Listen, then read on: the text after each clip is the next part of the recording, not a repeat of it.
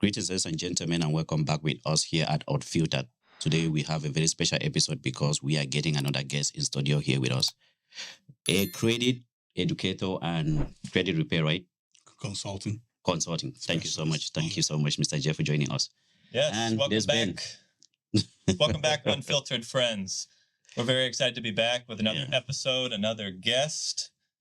Mr. Jeff, welcome to the show. We call this show Unfiltered because we say anything, we discuss anything. There's no filter. But today, we want to be educated, and we want our listeners to be educated on the do's and don'ts of credit, FICO score, credit history, all of these things to help everyone here learn what's the best way to maintain the credit score. So thank you for joining us today. Thank you so much, Mr. Jeff. Absolutely. All right. I'll fire right away. Do you want me to take the first question? All right. My first question for you today is, how important is it to have a decent credit score? Man, it's everything. Okay.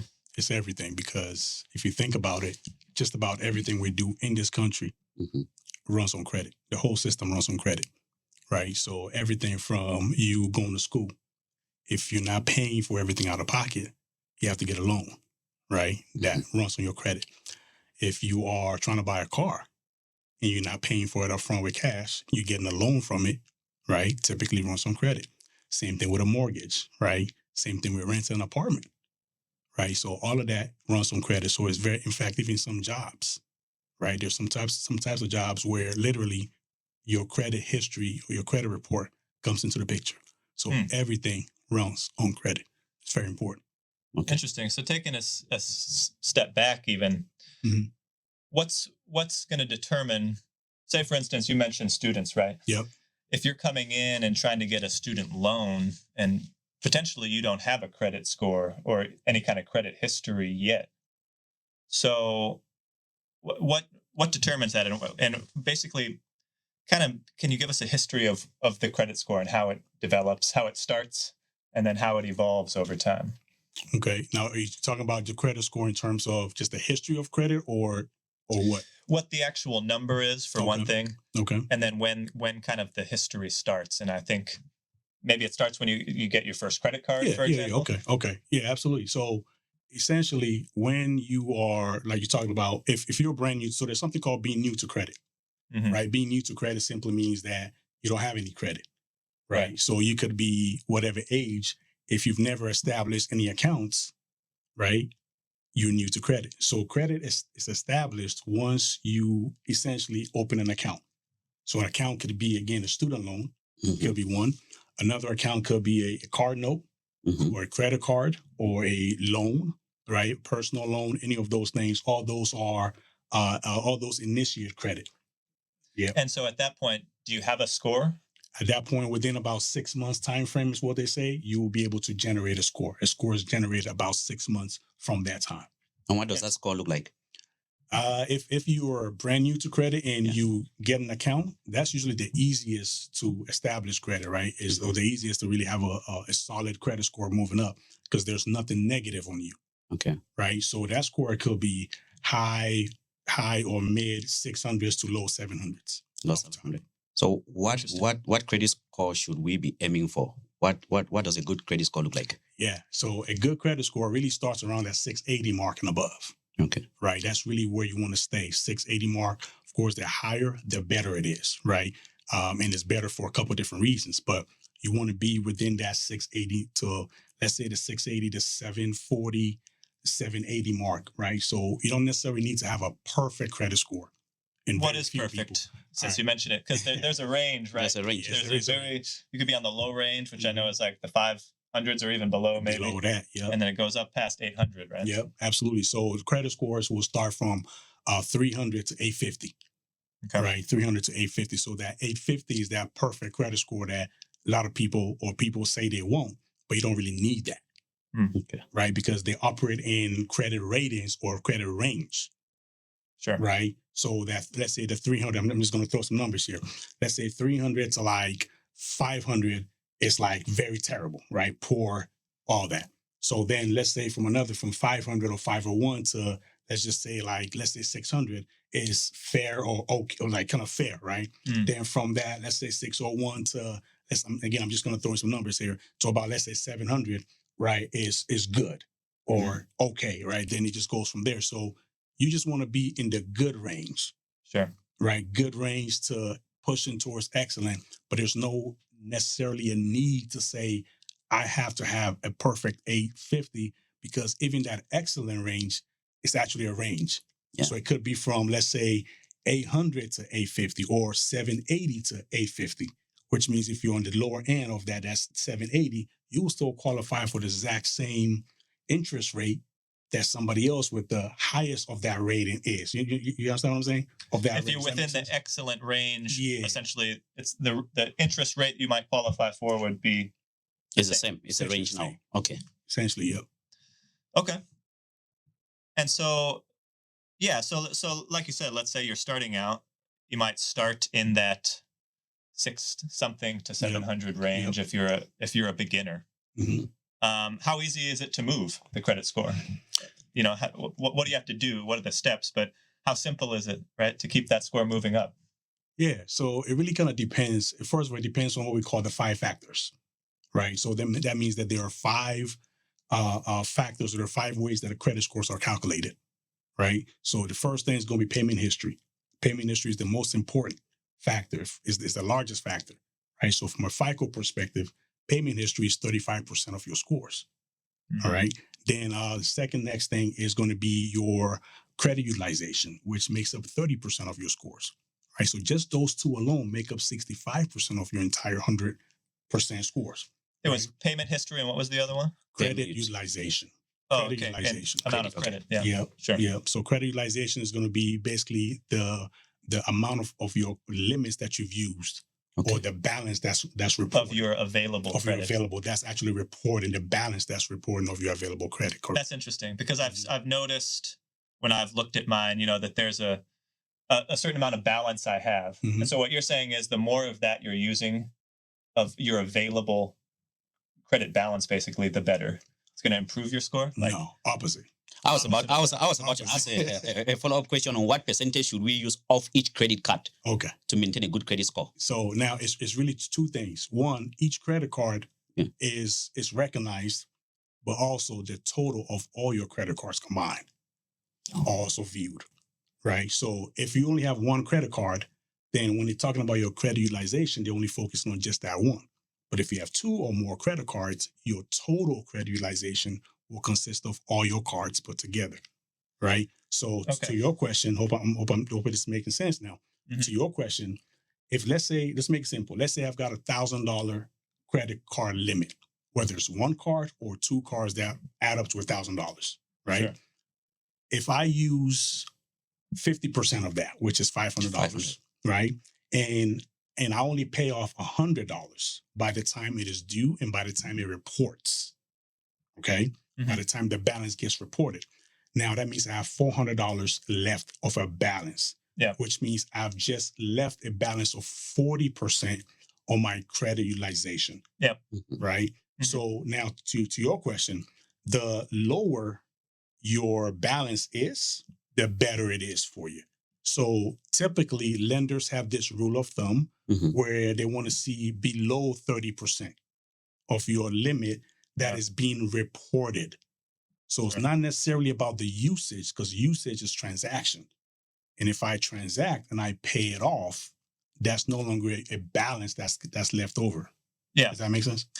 It does. Yeah. So what I was kind of getting at is basically the more credit cards you open, and I'm not advising to do this, but the more credit cards you open, the higher available balance there's going to limit. Yep. And then if as long as you're paying those cards off, it's going to look pretty good, right? Because you're not going to have a balance, but you're going to have a high limit. A higher limit, lower balance, absolutely. And then that also leaves you room for emergencies, right? Yeah. And all of that. So, what about your bank account? Does that? What you mean? If you have, for example, a savings account or something with a bunch of money in it, do the credit scores actually look at that? No. I don't think they would have the access, right? No, it's got nothing to do with your credit. Yeah. Right. So anything you do with your checking account or savings account has nothing to do with your credit. Right. That's good because I don't want them looking in my They shouldn't. How does debts come into the equation? Okay. Yeah. Yeah. Well, so again, so let's say now I have $1,000. Matter of fact, let's increase that. Mhm. I've got a $10,000 credit limit altogether. Could be one card or multiple cards, right?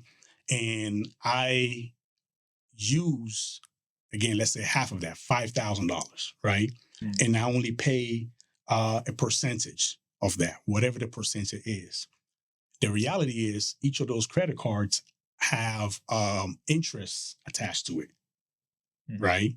Each of those have interest attached to it. So the interest only kicks in when you leave a balance. Okay. So a lot of times people are scared of credit cards because they say, man, I want to pay interest. I want to pay interest. Well, just don't leave a balance.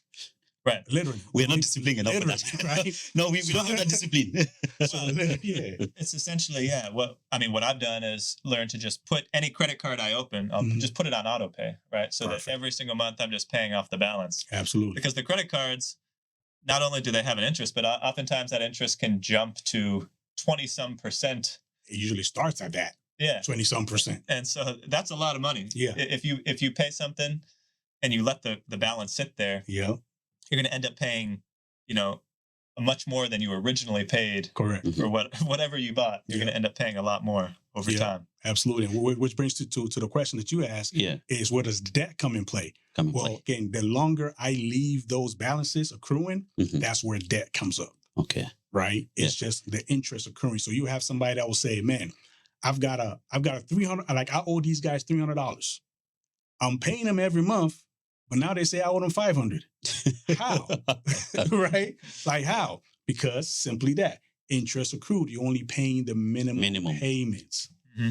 And they love you for making the minimum payments, right? Because that's more money for them. Interest-wise. That's the business model, right? That's the business model. So another follow-up question for you. Yep. Can debts affect your credit score more than a credit card?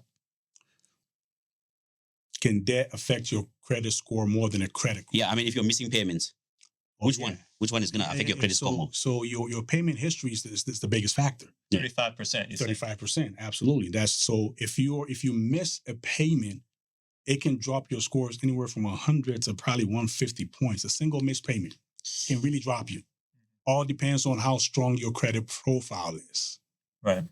Which basically talks about how many accounts you have overall, right? How thick your profile is versus it being thin, right? So if the thin it is, it's terrible. If it's thin, one single missed payment hurts you. Okay. And so again, you mentioned, I think it was like 35% of your credit score is made up of payment history. Payment history, correct.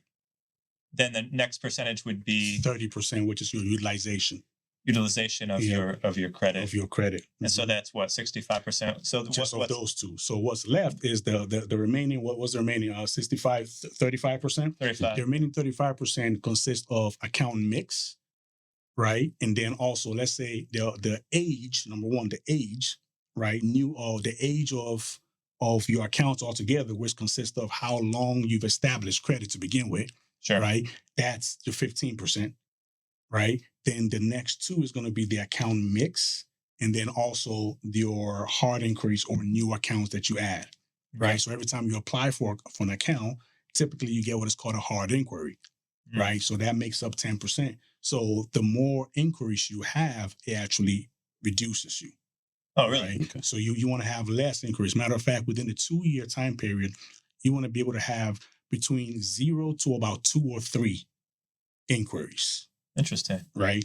Mm-hmm. So what then initiates a hard inquiry? Is it anytime, literally, if you open a credit card, they'll do an inquiry?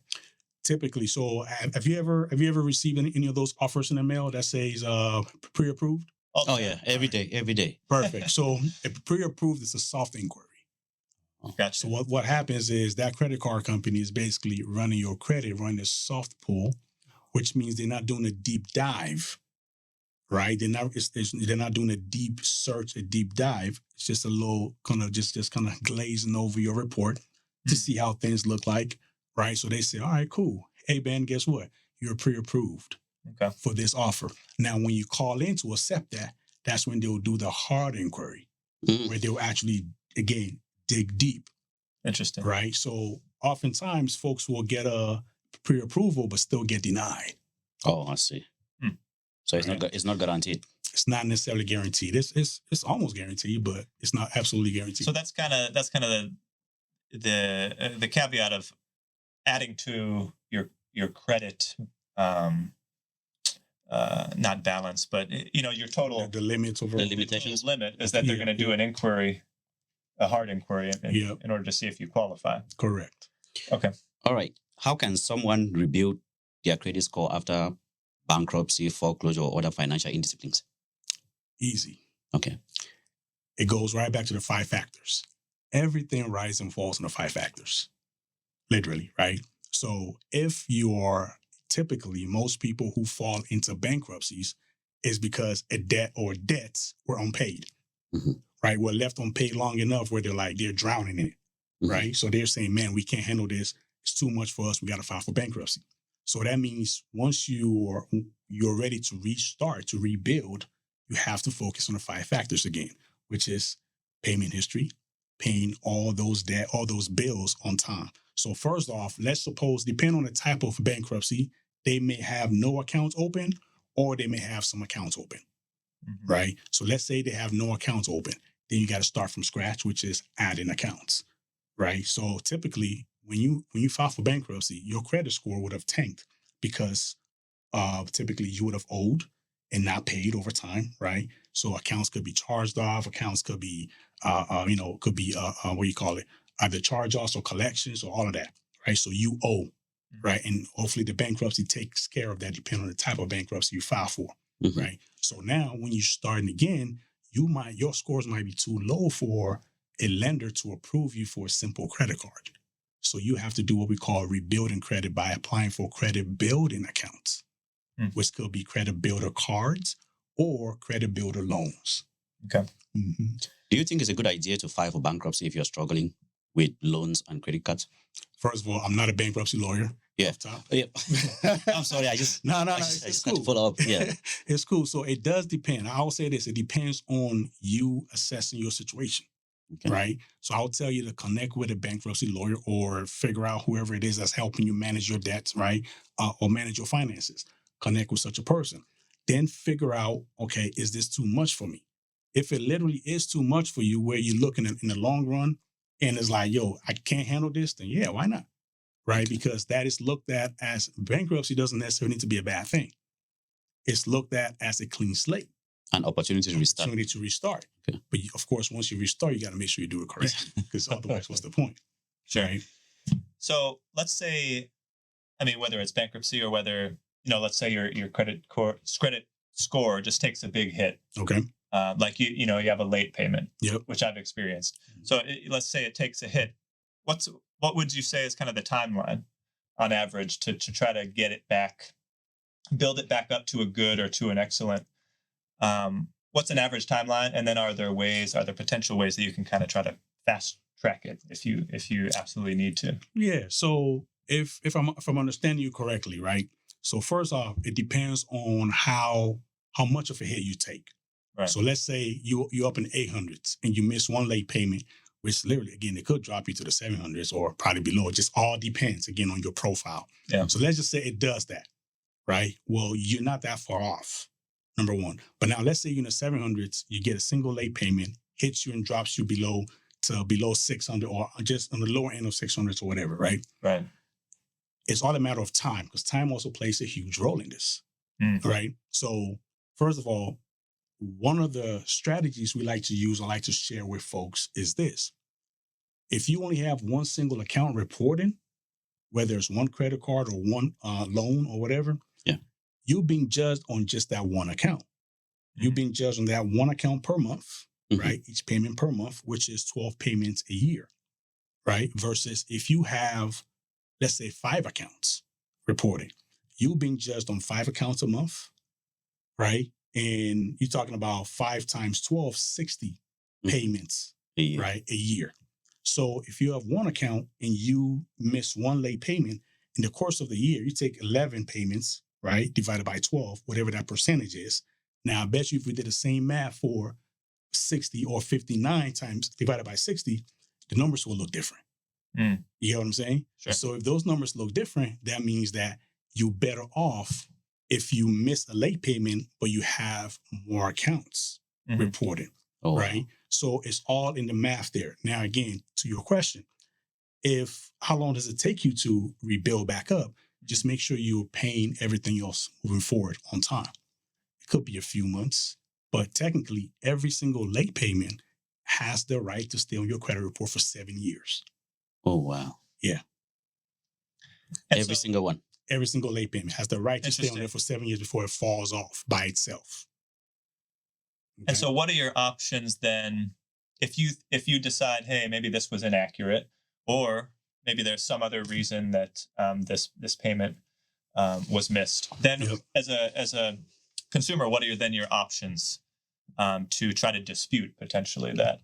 Yeah. Record? So cool. So I'll tell you the thing I learned some time ago. If you miss a payment and it's 30 days late, because first of all, they cannot report it until it's 30 days late payment, right? They can't just report, I just missed, let's say my due date, what's today? 14th. If my due date is the 14th and I miss it today and I pay it tomorrow, it's not going to go on the credit report as 30 days late. I might get hit with a late fee, at which point, I don't know about you, but if I ever get a late fee, I call the banks. Hey, I'm sorry, I missed this. I forgot, or whatever happened. Yeah. They check your record. They see that, oh, yeah, you always pay on time. All right, we could reverse that late payment or that late fee. Sure. Right? Same thing with a late payment. If that happens, right, I recommend, and I learned this the hard way where I'll kind of give you this little story. When I was getting married back in 2019, throughout the wedding and everything, or the preparation for the wedding, I missed a single $25 payment. $25. Months later, I went back to the bank and they were reviewing something, and I pointed it out to the banker. She said, "Man, I wish you had came in a couple months ago and told me about this. I could have done something about it." Sure. Right? So what I'm basically saying is, if you end up missing a payment and you see it, take a proactive approach, reach out to your bank, to the credit card company, the loan company, whoever it is, and have a conversation with them. They're human beings. Right? Hopefully you can talk to somebody that's a human being, has a good heart, and can potentially help reverse that without it remaining on your credit report, by which you have to now worry about disputing. Now, from the disputing perspective, let's say that information is actually inaccurate, right? Sure. It says you were late, but you actually were not late. You made a payment, right? I'll come from that approach first, right? So it says you were late, you were not late. You reach out to, you have the right to dispute. Right? You have the right to dispute first. You have the right to dispute with the creditor directly, or you also have the right to dispute with the credit bureaus, what we call the credit bureaus or the credit reporting agencies, sure. TransUnion, Experian, and Equifax, because they're the ones that house that information right on your credit report. Right? So your creditors report to those three companies, right? And they basically share that information with anybody who asks for that. Sure. Right? Okay. So if this 30 days grace period is over and it goes on your record permanently, is there no other way to get it off? So that comes from disputing. Now, disputing. Okay. So from the disputing process, here's the reality. Here's the reality when it comes to disputing. According to the FCRA, right, the credit reporting laws that basically governs the reporting of information, every single information on your credit report has to be 100% accurate, 100% verifiable, without error. Okay. So again, I'm not the one that reported that I was late. The credit card company or the loan company reported. And once they reported it, the credit bureau, whichever one, is also the one that's showing that information for other lenders to see. So if I feel like this is not right, I have the right to challenge that.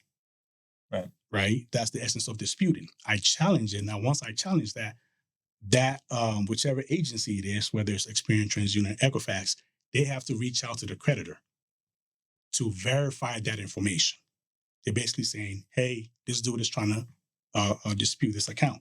We need, since y'all the ones that reported it, we need you to verify. Was he on time or was he late? If that creditor cannot show proof that I was late, by law, they have to remove it. Because again, it has to be verifiable. 100%. 100%. So what is the role of debt collectors in all of this? The role of debt collectors That comes in when there is debt. Okay. And that comes in when debt has been charged off, or in terms of collections, right? That comes in when your debt has been sold. Typically, it's either a third-party collector or it could be an in-house collector. So, a little example. Let's say I'll drop a name. Let's say I'm a bank, Wells Fargo, for example, right? Let's use Wells Fargo. So let's say I'm that bank, and you open a credit card with me, right? Or a loan, an auto loan, personal loan, whatever, right? And you fail to meet your obligations, because again, we signed a contract, right? I loan you something, you make payments on it. If you fail to make your payments or meet your obligation, if I keep trying to reach out to you, one time, two times, three times, maybe 4 months in a row, I can't hear from you, maybe 5, 6 months, I have the right to charge it off, which means I'm writing it off of my books as a loss because I'm not hearing from you, right? I've written it off as a loss on my books, probably filed it on my taxes, but I still want my money. Okay, I see. Right? I see. So I can still keep reaching out to you. Now, there is something called the statute of limitations, which I don't know if you have questions on that, but we can throw that in right quick. All right. So what that is how long, with each state is different, but how long a creditor has to be able to collect on the debt, right? Essentially without suing you. Or how long they have to sue you on the debt. Right? Because if I'm trying to collect on the debt and I don't get it from you, I can essentially take it to court.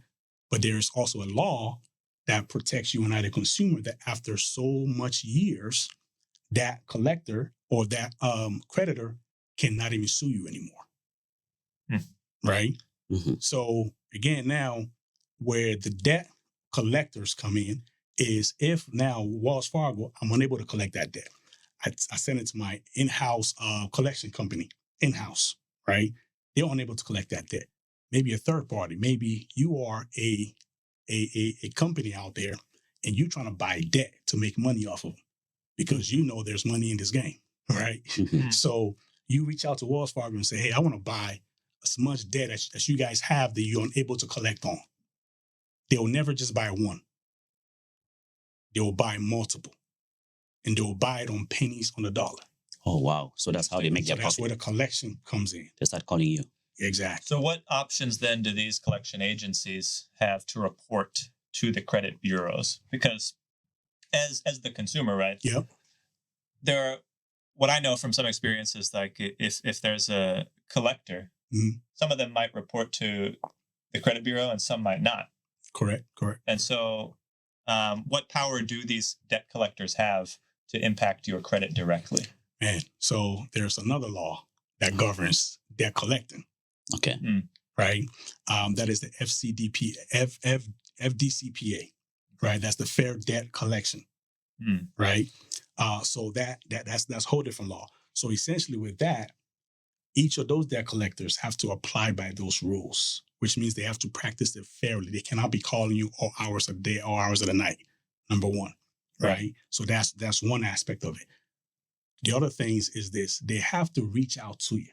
They cannot just go and report it to the credit bureaus without reaching out to you. So for example, with that example we gave about Wells Fargo and all of that, right?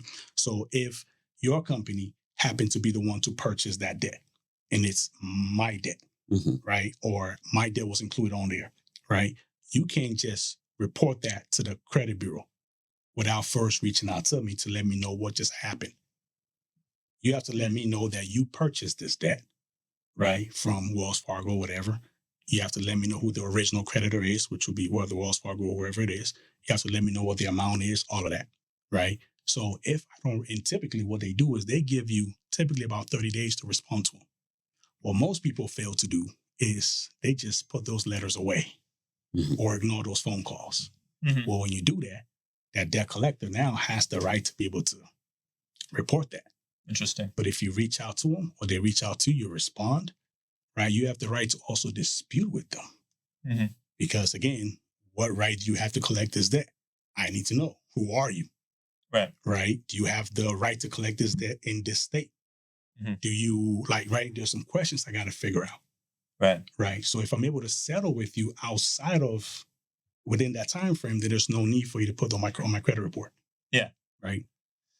No, that's an important point, I think. I mean, whether it's a debt or whether it's like you mentioned before, kind of a late payment. I think the important thing that you've touched on is keep that communication open. Absolutely. Right. Absolutely. It could be with a debt collector, but even if, let's say, you miss a credit card payment, what I will often do, as you suggested, is call them up and talk to customer service. Yep. And like you were touching on, I mean, people working in customer service, generally, they want to help if they can. Right. If you call up and you're professional and polite, nice enough. I can't tell you how many times I've had late payments removed just because I called up and schmoozed whoever I was talking to on the phone and said, look, this was, I missed this. I can pay everything off in full if we can just get rid of this late payment. And, but that has to be within the 30 days.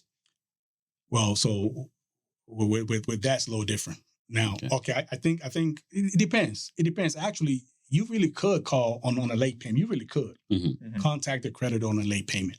And if they're willing to, they could remove it. Even if it's past 30 days. Even if it's past 30 days, they could remove it if they want to, because they are think about it. They are the ones who reported it. They could also remove it if they choose to. Oh, they can just call They could literally just not report it. Oh, okay. All right. So what are some of the misconceptions you have seen people have about this credit score game? One of the first things people think is that pulling their own credit will hurt their scores. It does not. It's a soft pull, right? So we talked about hard increase and soft increase. So if I check my own credit through Credit Karma, for example, or Experian, or whatever credit monitoring system, right, it does not hurt my score. It's a soft pull. Okay. And that basically, the process there is basically you're just signing up for an account, right? Yeah, I'm just one of these agencies. Checking my reports. Experian, you can just create a login and go in and based on your social security and information. All that information, correct. But it doesn't really go deep. It's just a soft pull. No, it's just soft pull. It's just you checking your own information. All right. Right. So there's no issue there. Okay. Right. Because it's not like you're trying to give yourself a loan. No. Right. Right. All right. Ben, do you have any more questions for him? Well, yeah, I wanted to come back to one point that you had mentioned, because I'm genuinely curious about it, because your credit limit that helps determine part of your score, right? Yep. But then also doing a hard inquiry affects it negatively. Correct. So what's kind of the balance? Like, would it be good to add more balance or more to add, like if I add a credit card and it puts my my limit higher, but then that requires, a hard inquiry, right? So is that good or bad if I open a new credit card? Essentially is the question. It depends is the answer, right? So if I don't have credit at all, I need credit. I need a credit accounts to establish credit. So once I do that, I am going to get the hard inquiry. Right. Right. So it's not a big deal because I only have one hard inquiry now. Sure. Right. I've just established credit. If, let's say, a few more months down the line, I add another credit card and I just have a second inquiry, I'm okay still, essentially. Yeah, my points might drop a little bit, but it's not that bad of a deal because the payment history and the credit utilization make up the largest. So I just got to maintain those two. Sure. Okay. Now, if I'm opening credit cards, I'm adding every day, all the time. First of all, you're messing yourself up because inquiries stay on your credit report for 2 years. They fall off automatically, but they stay on for 2 years. After the first year, though, they don't hold any effect. Okay. Right? So after 1 year, they lose effect, but they stay on for one additional year. Then they will fall off naturally by themselves. I see. Right? Okay. Yeah. Yeah. So it really, again, it kind of goes to understand the 5 factors, understand the points associated with them, right? Because the percentages also add up to points, right? So understanding that and trying to build a thick credit profile as thick as you can, but at the same time, you don't necessarily need to do that all at once within the first year or the first couple of years or whatever. Let time work itself out. Okay. Right? So that means I don't need to go get a student loan if I'm not going to school just to build my credit.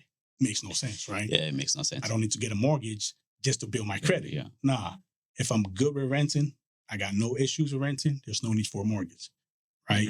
If I don't need to buy a car, I don't need to go get a loan for a car just to build my credit. Just to build credit, yeah. I let life happen as it happens. So at some point, once I need it, I apply for it. and I just maintain what I have well enough, and you'll be fine. Okay. One thing you mentioned just triggered another question that I have, because I've noticed that, I've used Experian or whatever, and they're always emailing you different promos. Is it a good idea? I've noticed one of the things they offer is to say or it's actually a different app that offers it, but Okay. it's to allow them to track your rent payments, so that if you're making on-time rent payments, supposedly that's going to help your score, right? But is that actually a good idea to give them access to know your rent payments and stuff like that? I'll let you decide that. But does that help with the credit score? It helps with your Experian credit score only.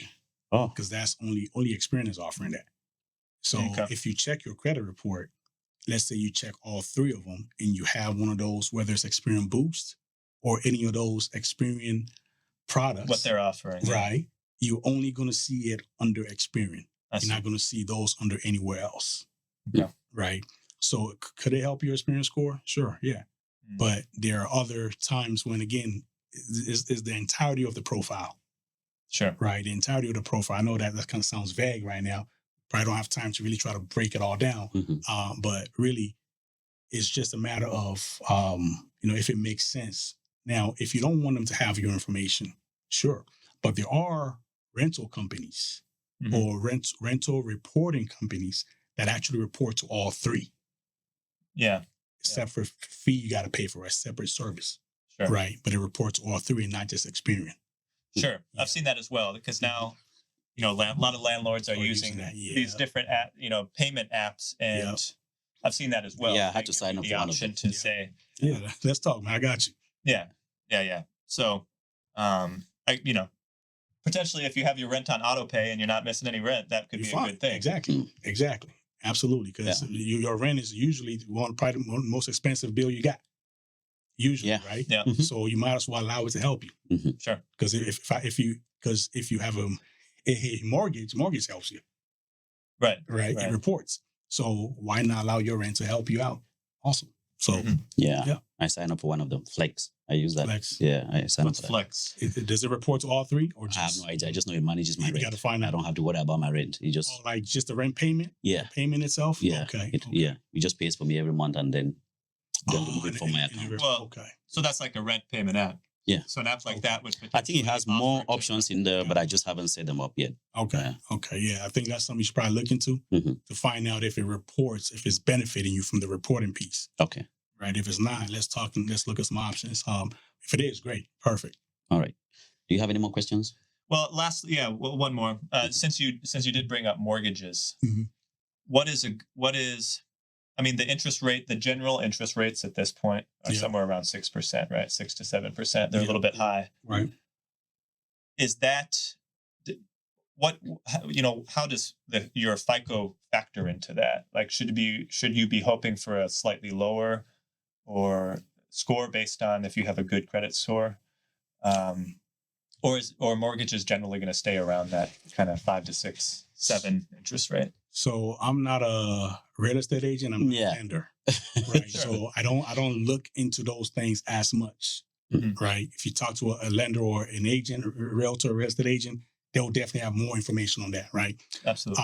But essentially, here's what I've heard from enough of them, right? They always let you know that, hey, don't wait on the market to drop, right? Because a couple of things could happen. When the market could drop, but houses could be more expensive. Sure. Right? The interest rates could drop, houses could be more expensive. No, absolutely. Right? But I guess specifically related to credit score. Okay. Does that move that interest rate up and down for a mortgage loan? If you, for example, if you're in the good range. Right. How does that affect that? Oh, your interest purchasing power. Oh, yeah, perfect. To be applied. Okay, yeah, absolutely. I think I misunderstood your question. My bad. No, good. So the higher your credit score is, usually the lower your interest rate will be. Yeah. Right. But they also look at other factors. So again, it's where a lender can come in. They kind of give you, right, because they're the ones offering the loan. So they have other factors they look at, not just your credit score. right? They'll look at your job history. They'll look at how much money maybe you have for, down payments and all those things like that, right? But your credit score is an important factor. Matter of fact, about 50% of mortgage loans get declined because of credit scores, right? Okay. So essentially, the higher your credit score is, the better your chances are. Your chances are of one getting approved, and then also, the higher it is, the lower the interest rate. Could potentially be as well. Oh wow. Okay. Yeah. Gotcha. All right. Okay. Very helpful. Yeah. Well, that's all the questions I had for you today. And do you have any more? No, all set. We've learned a lot. So yeah, you're definitely doing credit repair right now, right? So please, can you take this opportunity to advertise the company you're working with, or it's your own LLC? Or... Yeah, absolutely. So I do a couple of things. One, I'm big on education. Okay. Right. That's my biggest thing I do is credit education. Now, if you are in need, so one of the first things I do when somebody connects with me, my company is called Thrive Edge Solutions. Right. So at Thrive Edge Solutions, my focus is not just on credit, but that's my emphasis though, because I see other folks in other areas kind of helping out with, other financial aspects. So I touch on financial literacy as a whole, but my emphasis is on credit education, credit rebuilding, the whole nine. Right. So if somebody comes to me, one of my first things I want to do is make sure you understand what your credit report looks like. Because unless you've studied it or looked at your credit report, you have no idea what's on there. Yeah. There are folks that might say, oh, I know what's on there. I might owe this debt, owe that debt, or whatever. But when I review it with them, they see things they had no clue about. Sure. Right. So that's one of the first things we do is take a look at your credit report and see what's on there. Then we look at, all right, what are the next steps for you? Because sometimes you might not need repair. You might just need a little advice, and you can run off with that advice to go do what you need to do. Right. Right. And in which case, so if there's a repair aspect, right, we partner you up with some of our partners and we make things happen. Right. Okay. We help you from that perspective. But it's really, really about rebuilding. And again, the biggest, even from the rebuilding perspective, it's all about education. Right. Okay. So I do want folks to connect because, again, one of my biggest things is, hey, let's take a look at your report all together, help you understand what's on there. Then we can talk about next steps.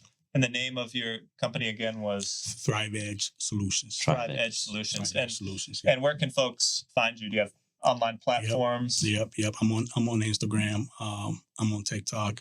Man, I got to find those names and send it to y'all because I think we'll share that out. Oh yeah, send them. We can just have it on the video. Yeah, absolutely. Yeah, we'll make sure to connect all the unfiltered friends with Thrive Edge.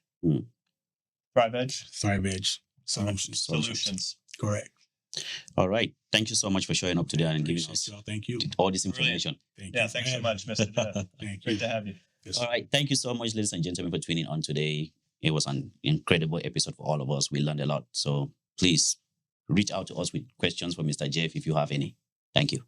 Thank you all. See you next week. See you. Thanks.